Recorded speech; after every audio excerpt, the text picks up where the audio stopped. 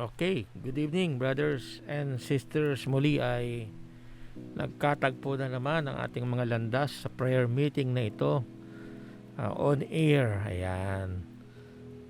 Bagamat hindi tayo nagkikita ng mukhaan, pero ang Panginoon ay nasa kalagitnaan natin sa pagsasamang ito. So muli tayo manalangin.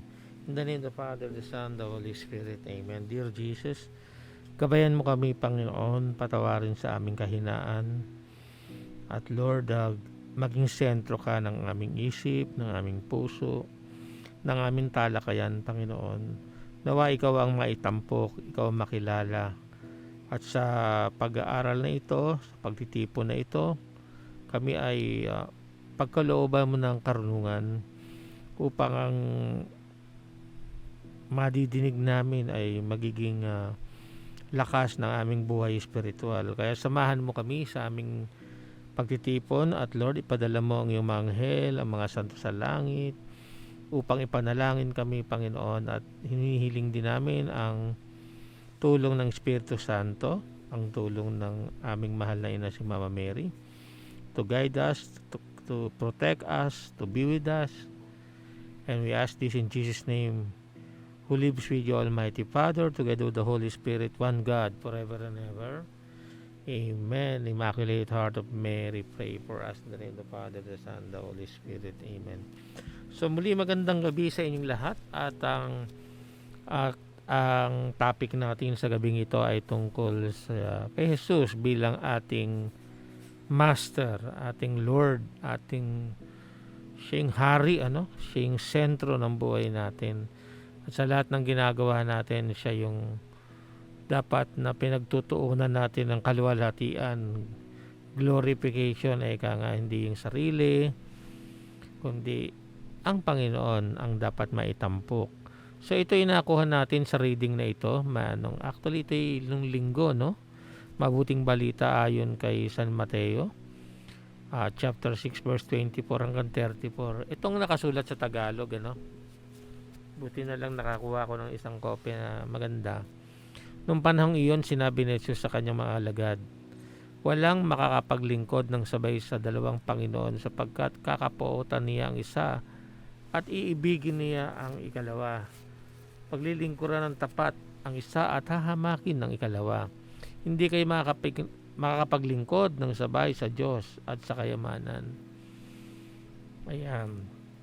Tapos, kaya sinasabi ko sa inyo, huwag kayong mabagabag tungkol sa pagkain at inumin na kailangan ninyo upang mabuhay o tungkol sa damit na kailangan ng inyong katawan. Hindi ba't ang buhay ay higit na mahalaga kaysa pagkain at ang katawan kaysa sa pananamit? Masdan ninyo ang mga ibon. Hindi sila naghahasik ni nagaani o kaya nagtitipon sa bangan. Gayunpaman, pinakakain sila ng inyong amang nasa langit. Hindi ba't higit kayong mahalaga kaysa mga ibon? Sino sa inyo ang makakapagpahaba ng kanyang buhay ng kahit isang oras sa magitan ng kanyang pagkabalisa? O bakit kayo mababagabag tungkol sa pananamit? Isipin ninyong kung paano sumisibol ang bulaklak sa parang hindi sila nagpapagal ni humahabi man. Ngunit ito ang sasabihin ko sa inyo, maging si Solomon na hindi nakapagsuot ng kasing ganda ng isa sa mga bulaklak nito, bagamat napakarangal o ringal ang mga damit niya. Kung ang mga damo sa kabukiran na buhay ngayon ay kinabukasan ay ginagatong sa kalan, ay dinaramtan ng Diyos. Kayo pa kaya? Kay liit ng pananalig ninyo sa Kanya. Kaya huwag kayong mabalisa tungkol sa inyong kakanin, inumin o daramtin, sapagkat ang mga bagay na ito ang kinamumalingan ng mga taong wala pang pananalig sa Diyos. Wow! Ganda ng reading, Alam ng inyong amang nasa langit na kailanman kailangan ninyo ang lahat ng ito. Ngunit makita ninyo ng higit sa lahat ang pagharian kayo ng Diyos at mamuhay ng ayon sa kanyang kalooban. Ito yung seek ye first the kingdom of God and all and His righteousness, and all these things shall be added unto you. Nang ayon sa kanyang kalooban at ipagkakaloob niyang lahat ng kailangan nyo. Kaya huwag ninyo ikabahala ang para sa araw ng bukas, sa kanan ninyo harapin kapag ito'y dumating, sapagkat sapat na yun. Sapat na sa bawat araw ang kanyang mga suliranin. Okay, ito yung salita ng Diyos, no? Pinupuri ka namin, Panginoong Hesukristo. So itong Matthew chapter 6 context, no? Ang kausap rito niya ay mga alagad, ano? At sabi rito, Jesus calls for simple piety, yung simpleng pagbabanal, no? At saka kasi yun ang buhay sa kanila, yung kabanalan, tapos may mga mahihirap kasi, kaya ang Panginoon malapit sa mahirap, kaya in secrecy in almsgiving, ibig sabihin pag tumulong ka sa mahihirap, wag mo nang pagyabang, ano? Yun ang nilalaman ng chapter 6 na ito. Panalangin, no? Nandiyan kasi yung Lord's Prayer, at saka yung fasting, yung fasting kasi nang ginagawa nung unang panahon, no? Hindi naman siguro lahat, pero karamihan pag nagpa-fasting sila, na parang pinararamdaman nila sa mga nakakakita na, oy, naka-fasting ako, ha. The purpose of these spiritual endeavors is to do God's will, upang nang sa ganun magawa natin yung kalooban ng Diyos sa buhay, sa pang-araw-araw na buhay. Kasi ito yung haharapin mo, sa pang-araw-araw na buhay. We are to be concerned to please God. Kung alam natin, no, ang kalooban ng Diyos,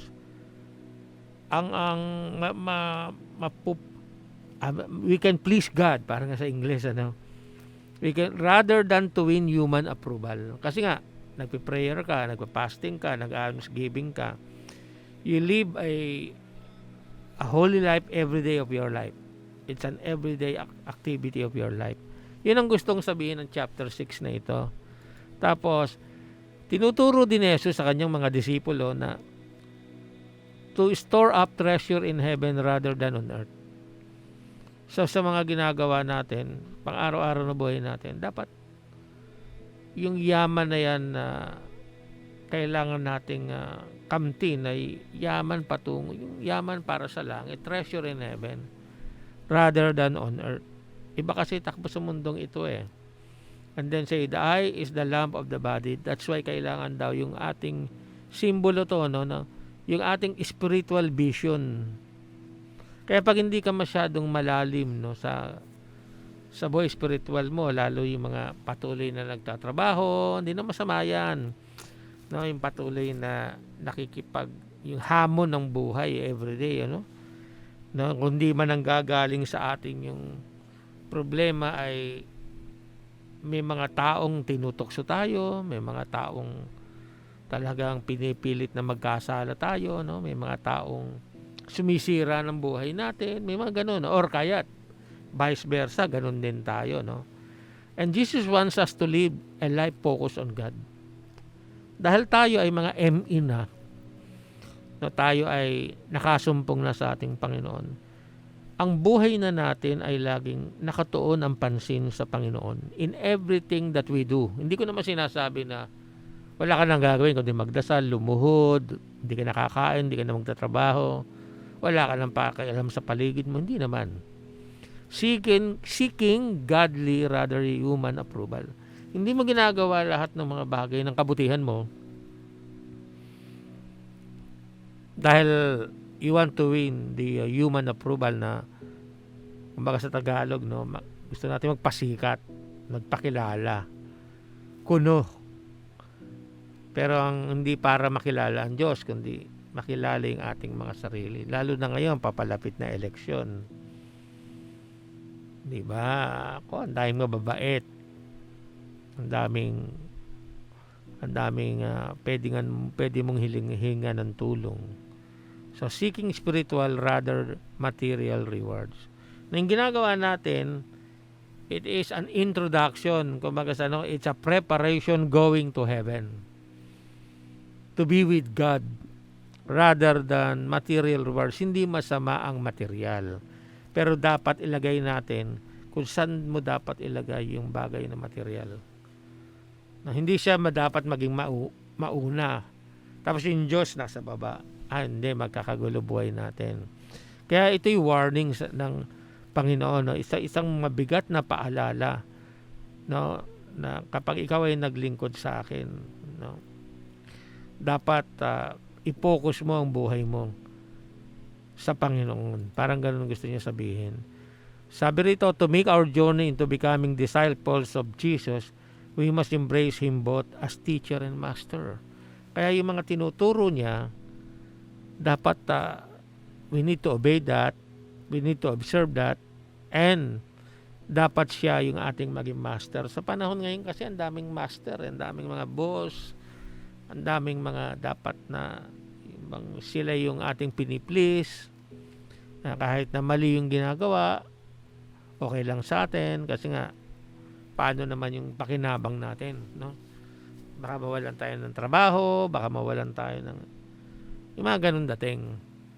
Di ba, naalala ko yung isang istorya ng isang artista sa Amerika. Hindi sa sikat pero lumalabas sa mga, kung ba sa atin TV, yung lumalabas sa Channel 7 o Channel 2, mga ganon, mga ganong mga uri ng mga movie na nila na kanyang ginagampanan, no?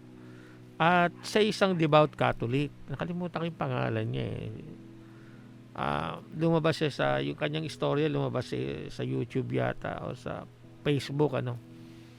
At devout Catholic siya, the same with the wife. Talagang ito yung mga Katolikong talagang totoong Katoliko. Parang gano'n, ano. Dumating na yung point na, alam mo naman yung American movie, laging dumarating yung point na merong, alam mo yung touch ng sex.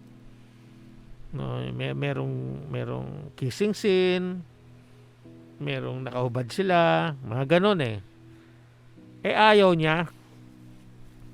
Kasi nga sabi niya, yung gagawin na ito ay hindi ko pwedeng gawin kanino. Ginagawa ko lang yan sa asawa ko.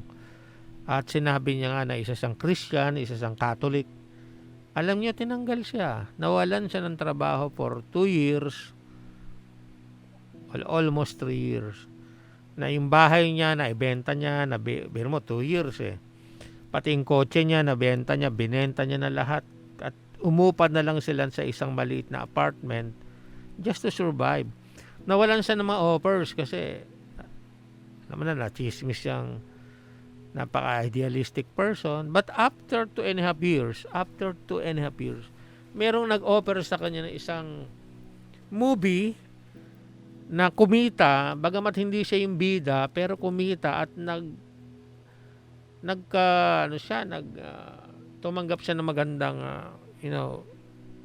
salary dun sa pelikula at nagkasunod-sunod yung mga offers niya, mga maliliit na mga offers, pero hindi natatapos, parang dire-diretso.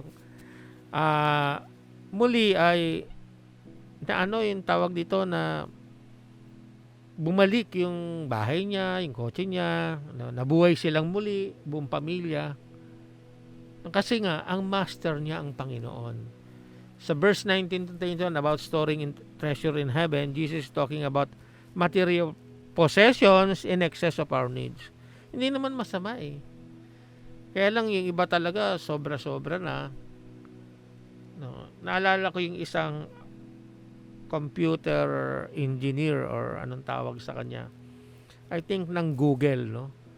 Google, Yahoo, iba-iba yung pinagtrabahuhan niya for how many years, no? And after how many years, bata-bata pa siya Nakaipon siya ng $3 billion, no? Nagtrabaho siya kay Bill Gates, no? Basta sa computer. Kung kanino siya nagtrabaho. At magaling siya. Nung nakaipon na siya ng 3 billion, nag-resign siya. At nung nag-resign na siya, nagtayo siya ng isang foundation, wala siyang ginawa kundi paglingkuran yung mga mahihirap. Paglingkuran yung mga taong nangangailangan ng tulong. Kasi anuhin niya pa yung masyadong malaking pera, yung 3 billion lang, di niya maubos.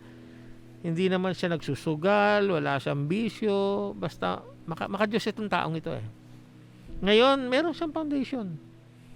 At patuloy siyang tumutulong for how many years na, at hindi niya maubos yung 3 billion. At ang laki ang natutulong niya sa paligid, sa lipunan sa Amerika. So, sabi niya rito, hindi naman masama, basta lang wag sobra. Ano mga tao, sobra talaga eh. In verses 25, he is talking about essentials. Mahalaga yung food, water, and clothing. Basic needs yan. And if we will seek first God's kingdom and righteousness, all these things will be given as you will. May promise. May promise ang Lord. May sinasabi siya sa reading natin, lalo sa chapter 6 na yan, na medyo parang mahirap siyang sa mata ng tao, no? Pero sabi niya, seek ye first the kingdom of God and His righteousness, and all these things shall be added unto you. Yun ang promise niya, at nangyayari yan, hindi lamang sa iilang tao. Marami na tayong nadinggan ng ganyang mga uri ng mga patotoo, no? Anyway, so ano mga pag-uusapan natin, ano? No man can serve two masters. For either he will hate the other and love the other, or else he will hold on to other and despise the other. Pwede siyang magkaroon ng comparison eh.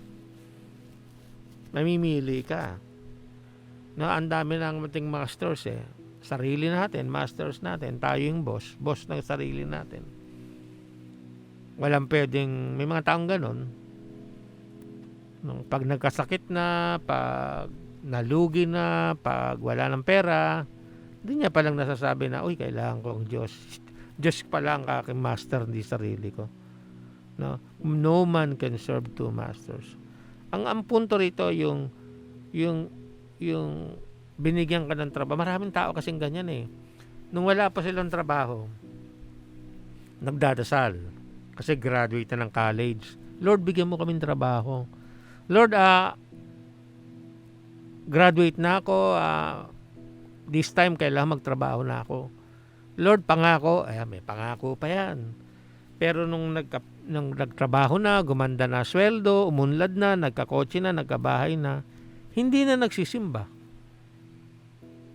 Ang masakit, yung iba, dahil siyempre madali ang pera, may bisyo.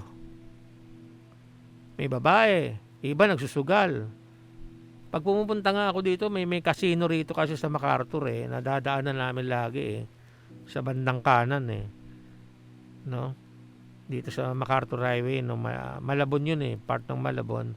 Bago pumasok ng Valenzuela, merong casino dyan eh. Sino nandyan? Kung titignan mo, punong-puno ng sasakyan. Punong-puno ng sasakyan. Yung iba nagmumotor na lang kasi wala silang maparadahan.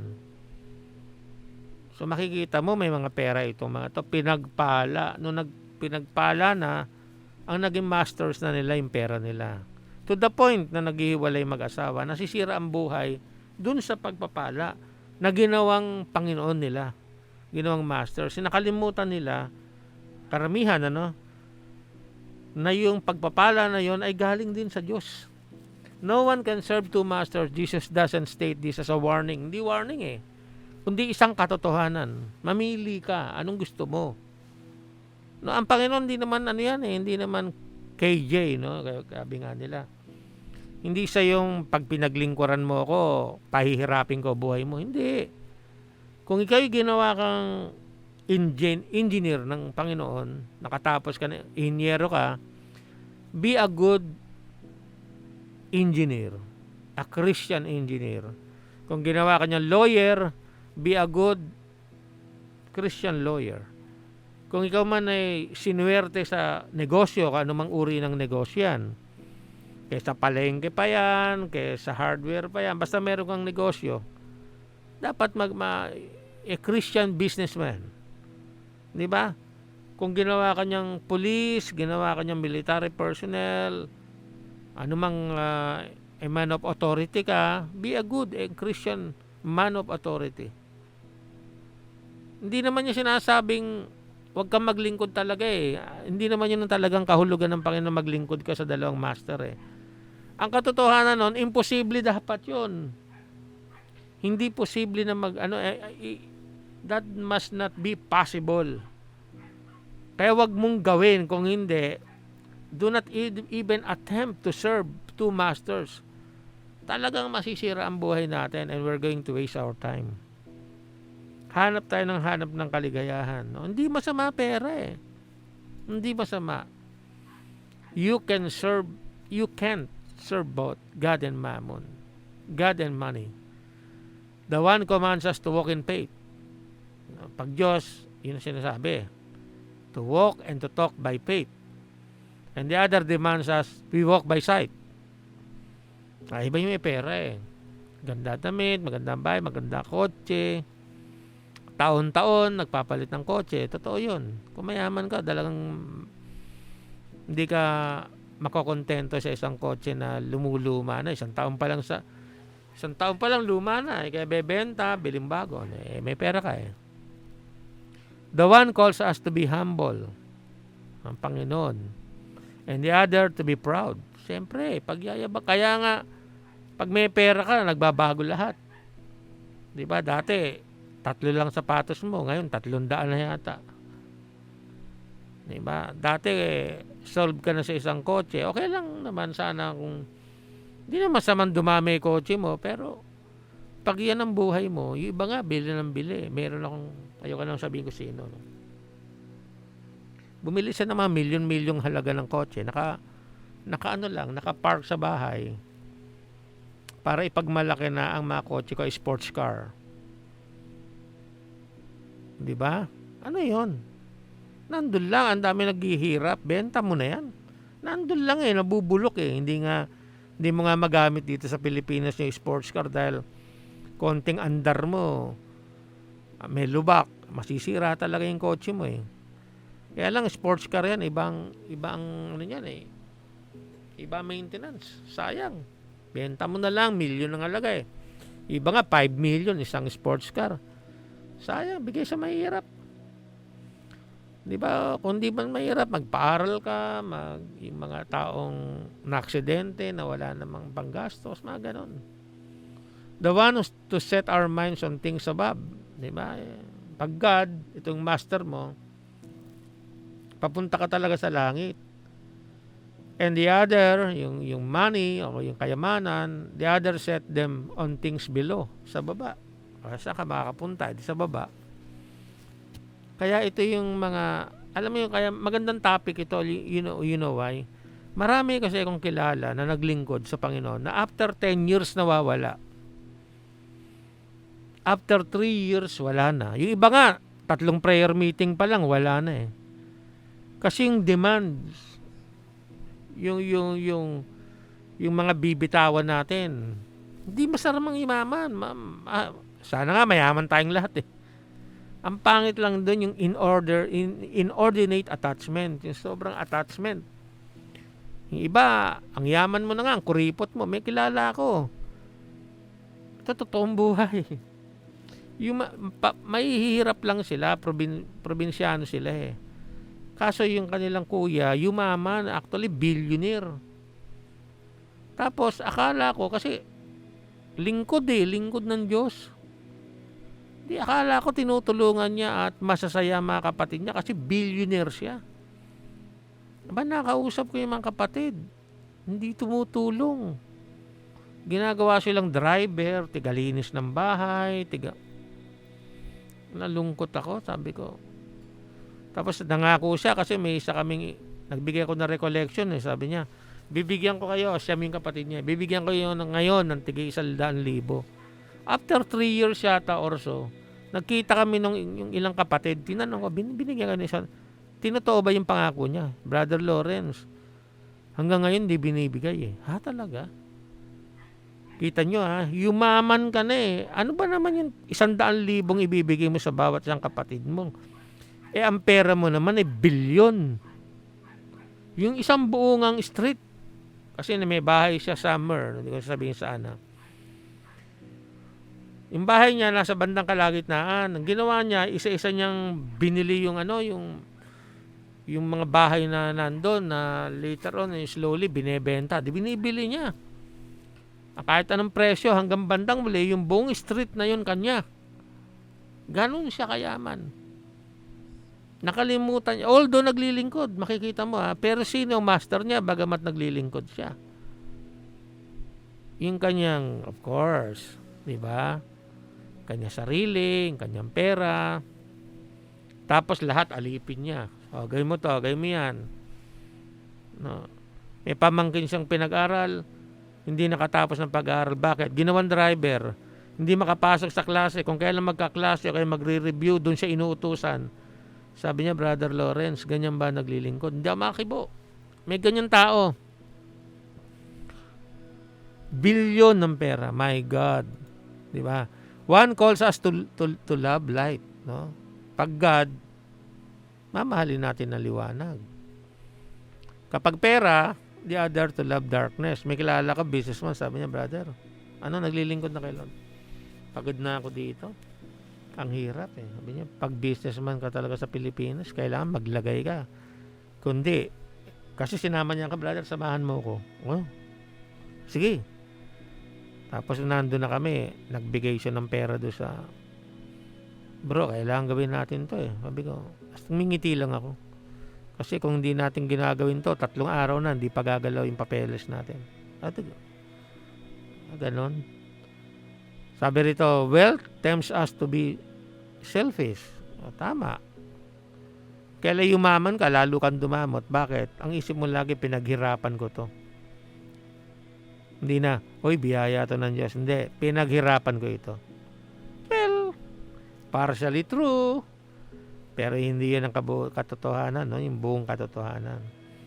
It is possible to use wealth unselfishly. Possible yan. Maraming mayaman na mababait. Maraming mayamang naglilingkod. Maraming mayaman ang nagdo-donate.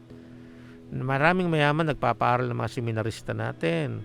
Nagpapatayo ng mga simbahan. Walang problema. Meron, kaya lang nakakalungkot yung minsan nga masabi natin mas marami yata yung hindi tumutulong. Nakakalungkot. Kasi yung isang parokya lang dyan sa Quezon City, sabi ko, alam nyo, hindi na kayo kailangan magpa-bingo-bingo, pag-raffle-raffle. Gano'ng karami ang Katoliko rito? Sabi ko, gano'ng karami ang milyonaryo sa lugar na ito? Sabi natin meron 200 pamilya, 200 kabahayan dito. Baka hindi lang sabi ko, ang dami lalaki ng bahay, ang gaganda ng kotse. Bawat isa na lang magbigay ng 100,000. Tapos ito. Hindi. Gumagapang ang panahon. Hindi talaga mapatapos yung simbahan kasi nga, kung sino pa yung mayayaman, yun lang yun ang mga matanong. Tumagal. Siguro 6 na taon. Kung nagbigay sila, baka yung simbahan 6 months to 1 year tapos 6 years na hindi pa tapos. Nag-extend pa yung pari ng mga another 3 years para matapos. Pero yun 9 years bago matapos yung bahan.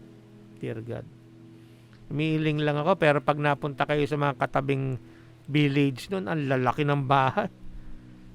Baka yung bahay pa lang nila, natanong ko, magkano bahay dito pag binenta to kayo binili? Brother, 15 million pataas dito. Ha? Oh God, tapos magbigay simbahan 100,000, bigat ng bigat, pero yung bahay nila worth 15 million. Kaya nga, we cannot serve. Kaya tama ang Panginoon. Sorry, hindi ako anti-rich, pero sinabi ng Panginoon yan, mahirap maligtas ang mga mayayaman. Siya na may sabi nun. Kung pinagpala ko yan kita mo nakalimot. Di ba mga ganun dating?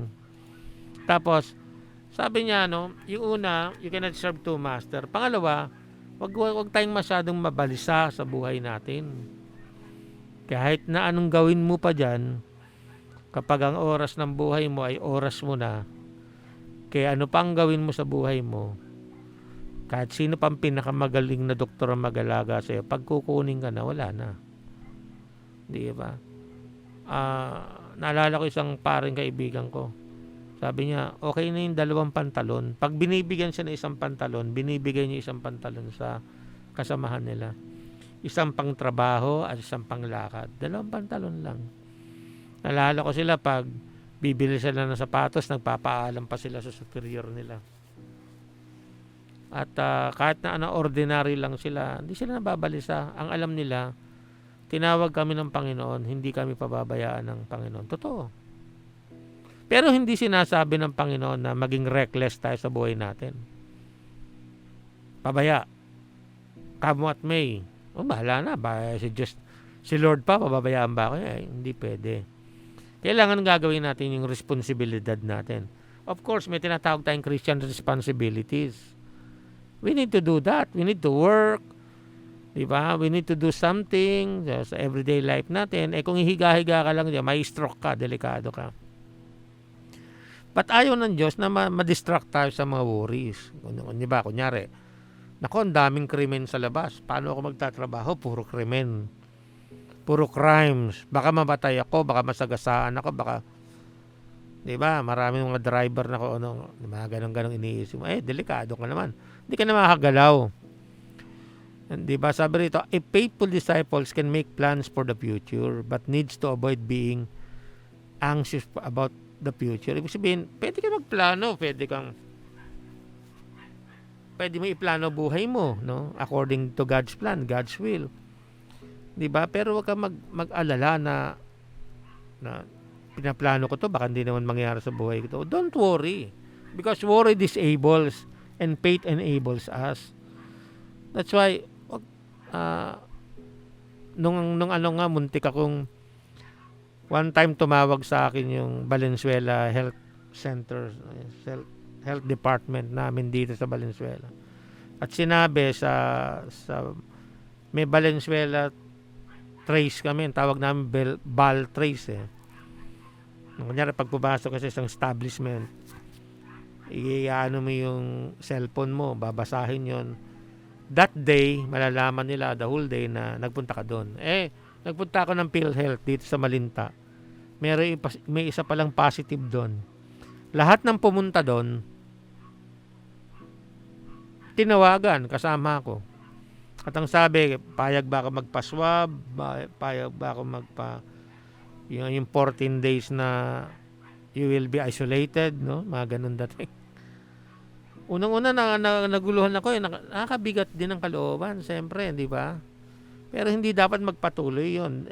Temporary. Kumbaga sa normal tendencies na, teka, pwede, siyempre may pakiramdam ka rin, di ba? Pero, nagdasal ako. Sabi ko, Lord, bahala ka na, Lord. Kung kalooban mo, Panginoon, walang mangyayari sa akin. At hindi na ako tatawagan at hindi na ako pupuntahan dito na ambulansya para i-isolate ako. Tapos tinawagan kay mga Christian community. Yun ang masarap pag member ka ng ganitong mga gawain. Please pray for me, please pray for me. Ilan yung mga tinawagan ko. And they pray for me. Tapos nakaramdam ako ng kapayapaan. You cannot do this alone na wag ka mabalisa, parang utos lang. Hindi. Pag sinabi sa iyo yun, wag ka mabalisa, think of your God. Hindi yung think of your strength. Hindi rin pwede. Di ba? Hindi ka, kaya ka nagwo-worry, para bang tinanggal mo yung Diyos Para bang, kaya ko ba to? Hindi. Dapat, kaya ko ito kung tutulungan ako ng Diyos. We need faith. Pag inalis mo yan, willpower, hindi pwede. So, ang sabi lang ng Diyos, huwag ka mag-alala. Kilalanin mo ako. Parang ganon. I am the life. Di ba? Puro I am nga yan na nagpapakilala. I am the gate. I am the bread of life. So, huwag ka magbalisa. Ako ang Diyos. I am your God. Be still. Mga ganong mga promises niya, no? Di ba? Kahit na lumangi ka sa tubig, malunod ka, hindi ka malulunod, malubog ka sa mga ganyan. Dami niyang pinangako. Kahit nga tukain ka ng ahas, huwag ka mabagabag, pag ako yung kasama mo, etc. etc. Tayo mag-alala. Lalo sa panahon ngayon. Magtulungan tayo. There are times na merong mahina ang faith. Normal yun. makasamahan natin ang hihina, tayong mga malalakas, tayo naman ang tumulong. Dumating din sa akin, di ba? Tinawagan ako, baka may COVID daw ako. Parang pakiramdam ko, nanghihina ako. Ginamit ko ang mga kasamahan natin sa Christian community. Please pray for me. At muli, bumalik yung sigla ng buhay ko. At dumating pa nga yung point na sabi ko, Lord, bahala ka na. Ikaw na bahala. Ikaw naman ang Diyos ko eh. Di ba? Tapos, yan o, pangako niya, I am the bread of life. He who comes to me will never hunger. Maraming pangako ang Diyos eh. At siyempre, yung mga promises of God are not meant to be broken. Yung mga promises nating tao are meant to be broken. Tapos, keep in mind that Jesus, even as He teaches people not to worry, He is aware of the cross.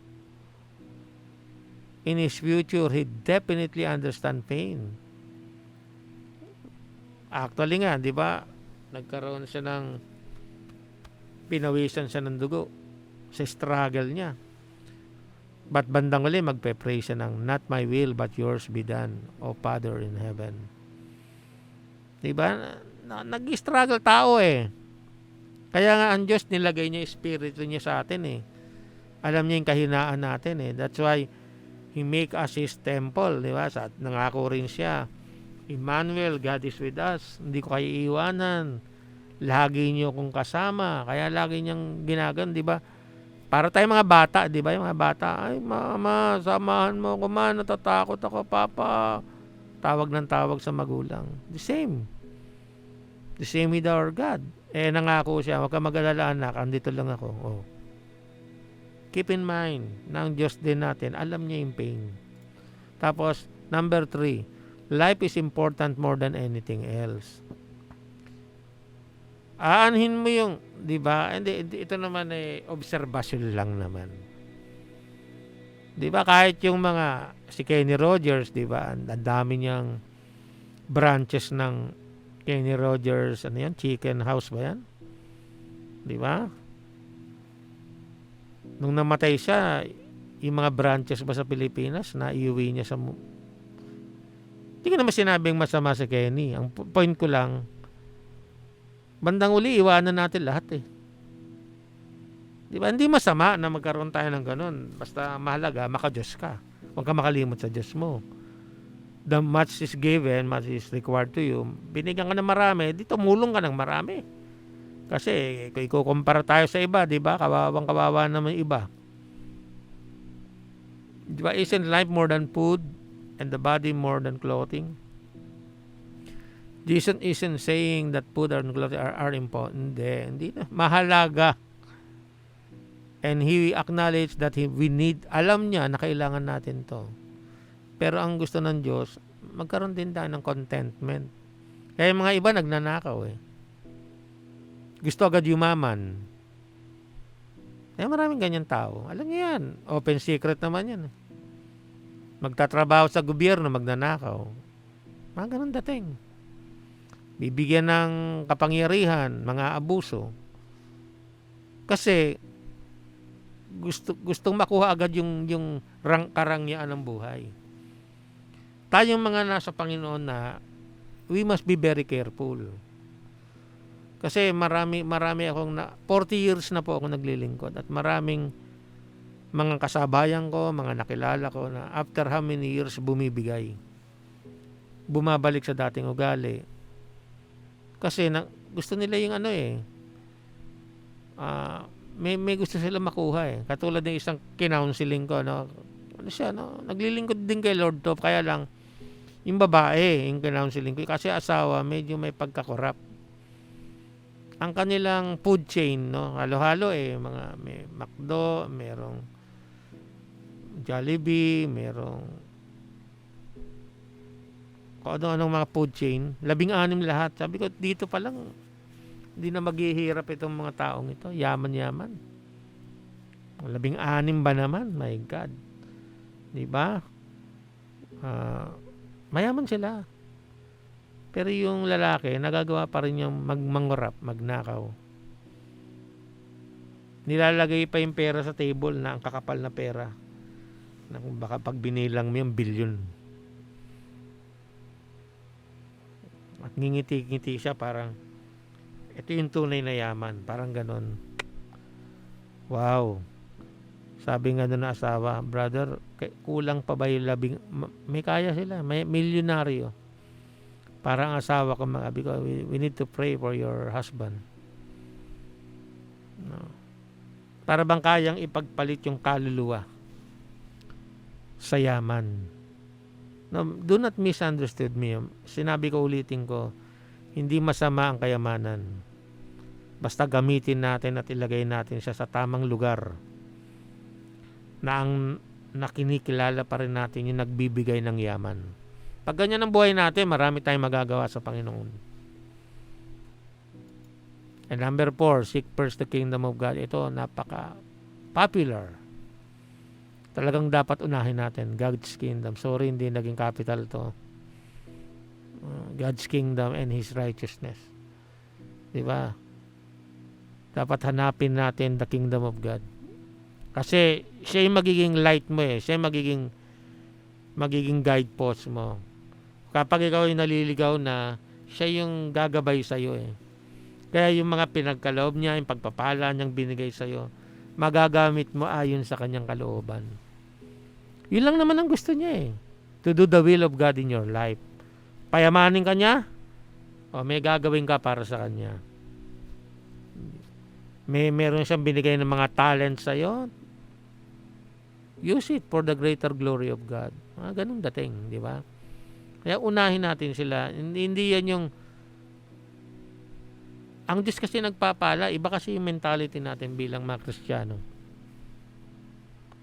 Sa mga nasa sa business world, kailangan matyaga ka, hardworking. Hindi masama yun. Mga positive words nga yun eh. Kaya lang may kulang na elemento. Paano pag nakuha mo na yung gusto mo? Magbabago ka na. Magkaka-pride ka na. Di ba? Hiwalayan mo na asawa mo kasi 3 na asawa mo. Kasi sa yaman mo. Etc. etc. And then, ito ang tawag ng Diyos kasi sa atin. To remain in my love. If you keep my commands, you will remain in my love. Tingnan mo. Pag sinunod mo yung mga utos ko, sinunod mo yung mga sinasabi ko sa salita ko, no, sa salita ng buhay, no, sa Biblia, you will remain in my love. Just I have kept my Father's commands, no, and remain in His love. Di, ganun lang. Kahit sa mga anak eh, pag masunurin ng mga bata, malapit yan at ang pag-ibig ng bawat isa ay lalong lumalago. Pero pag may mga disobedience na, may rebellion, ayan na yan, nagsisimula na yan. No? Kapag hindi nais ng Diyos gawin mo isang bagay, don't do it. Diba? Kaya magulo eh, kaya magulo ang buhay eh. Kasi sabi ni Lord, remain in my love. You will learn how to love people, especially your family. Hindi mo siya wawasakin. Nalulungkot na lang kasi ako eh. Ang daming may mga kaya sa buhay. Ang una nilang winawasak, after na makuha nila yung kanilang mga panalangin, no? Ang mga answered prayers nila nung wala pa sila, ang unang winawasak yung pamilya. My God. Ano ba? Di ba? Nangako ka, Lord, bigyan mo akong trabaho. Lord, kung may trabaho na ako, ito yung pangarap ko. Lord, ito yung gagawin ko. Kaso, nung nagkatrabaho ka na, gumanda na yung kita mo, gumanda na buhay mo, nakalimot na. So, the Lord is telling us, remain in my love by obeying my commands. That is the prerequisite. Pag hindi ka sumunod, may hirapan kang to be connected to your God. No? Mga ganun dating. Tapos, kita niyo si Moses. Sabi ni Moses, now if I have found favor with you, kung katanggap-tanggap ako sa iyo, please let me know your ways. So that in knowing you, I may continue to win favor. Lalo akong maging katanggap-tanggap sa iyo. Approval with you. Yun ang ng favor sa English. No? Sabi, tingnan niyo yung nation na ito. It's indeed your own people. The Lord answered, I myself will go along and give you rest. Kamagalala, sasamahan kita. Sabi naman ni Moses, kung di mo ako sasamahan, di na lang ako pupunta. Totoo naman. Ano magagawa ni Moses kung wala ang Panginoon? Ang laki ng pinagagawa sa kanya. Go back to Egypt. Set my people free. My God, mag-iisa ka lang. Diba? Wag, Lord. Kung papupuntahin mo ko tapos wala ka, iwanan mo ko mag-isa, wag na lang. Para ba sinasabi ni Moses, wala akong magagawa pag hindi mo ako sinamahan. The same with our life.